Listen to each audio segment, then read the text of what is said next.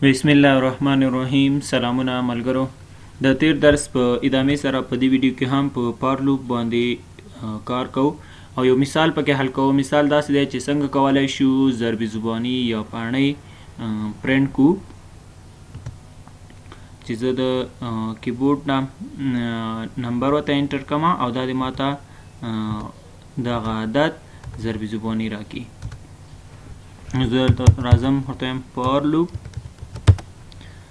دلته ورته وایم int num1 مساوي شو له یو سره، نو ته ماته د num1 لیس کا ایکول کا 10 سره او دا num1 ماته هم څه کا پلس پلس کا.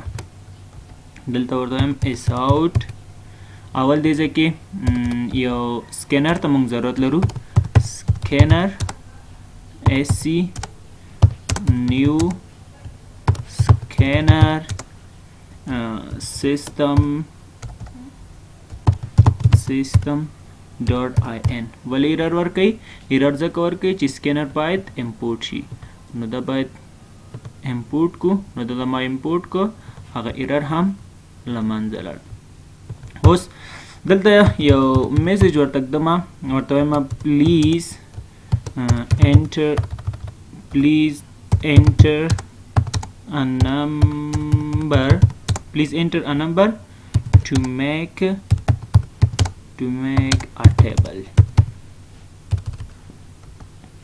دلته ورته وایم int num2 مساوي کا سکینر نوم دی SC dot next int. اوس دلته راځم، دلته ورته وایم ګورئ ملګرو ضربي زباني داسې وي چې یو ضربې دوه، مثلا د دوو ضربي زباني زه لیکمه، نو دوه او دوه ضربې دوه مساوي څلور، همداسې د درې ضربې دوه مساوي شپږ. نو ضربي زباني چې دا هغه په دې شکل سره وي، نو زه غواړم په همدې شکل سره یې پرنټ کړم. دلته کې اوله کې ضربي زباني کې اول چې دا دغه نمبر داسې تکرار شوی وي، یو دوه درې څلور لس دولس پورې، نو دغه اول زه د عدد تکراري غواړم. نو دې دپاره مونږ لوپ یوز کوو. دا num1 باید زه دلته لیکم. دلته ورته وایم num1 هغې نه پس د دې ضرب ته مونږ ضرورت دی. دلته ورته وایم ضرب، هغې نه پس د کوم عدد چې ته ضربي زباني غواړې، نو دا عدد خو به ته له کیبورډ نه اخلې، هغه کوم عدد دی؟ num2 دی. نو دلته کې زه ورته وایم چې ماته num2 راکړه او د هغې نه پس مساوي ته هم زموږ ضرورت دی. نو دلته کې زه ورته مساوي هم ږدم.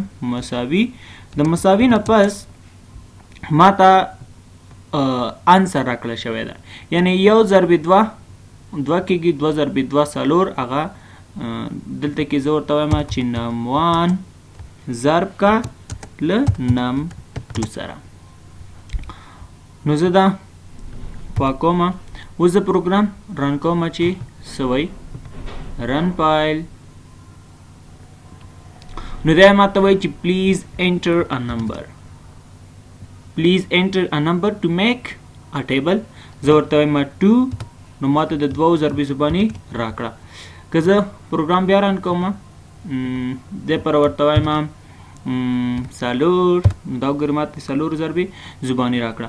خو دا وګورئ دا د لسو پورې ده. اکثر د کتابچو په دې بل مخ باندې به تاسو لیدلی وي هغه تر 12 پورې وي.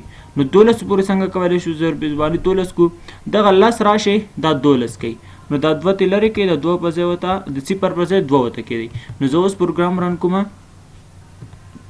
زه غواړم د 50 ضربي زباني. نو دا وګورئ د 50 ضربي زباني یې موږ ته راکړه. راځم سلایډ ته. په سلایډ کې یو بل اگزامپل په دې باندې موږ تیر ویډیو کې کار وکړو چې څنګه کولی شو 10 پیرې د افغانستان نوم پرنټ کو، یا 100 پیرې یا 1500 پیرې، هر څومره پیرې چې تاسو غواړئ. بل داسې دی چې یو پروګرام ولیکئ چې هغه موږ ته د یو نه واخله تر 100 پورې عددونه راکړي. داسې یو پروګرام ولیکئ چې د یو نه واخله تر سلو پورې عددونه موږ ته پرنټ کړي. بل د یو پیره خو د یو نه شروع شو. داسې کله چې زه پروګرام ران کم 1 2 3 ان تر سلو پورې د ماته داسې عدد راکړي. بله پیره د یو بل پروګرام تاسو ولیکئ چې ماته د مثلا راکړي سل 99 9 اتیا داسې، یعنی اول د ماته له یو نه شروع شي بیا د له سلو نه داسې راشي. نو دې پروګرام باندې بس تاسو ته په یو بل ویډیو باندې کار وکم چې یو نه تر سلو پورې څنګه پرنټ کولی شو او سلو نه تر یو پورې، همدارنګه جفت عددونه څنګه پرنټ کولی شو او ټاق عددونه.